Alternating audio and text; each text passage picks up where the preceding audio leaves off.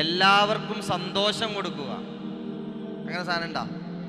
സലാഹുദ്ദീൻ എന്ന് പറയുന്ന 22 വയസ്സ് പ്രായമായൊരു മകനെ കൊന്ന പ്രതിയോട് ഒരു അച്ഛൻ പറഞ്ഞ മനോഹരമായൊരു വചനമുണ്ട്. Forgiveness is the greatest gift of in Islam.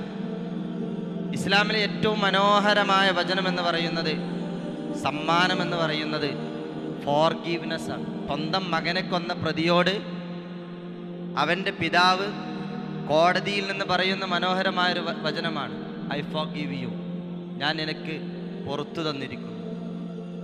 On behalf Salahuddin and his mother.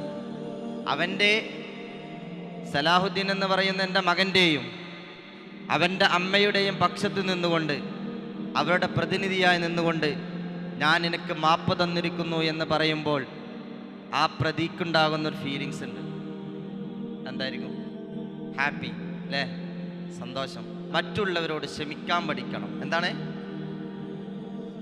മറ്റുള്ളവരോട്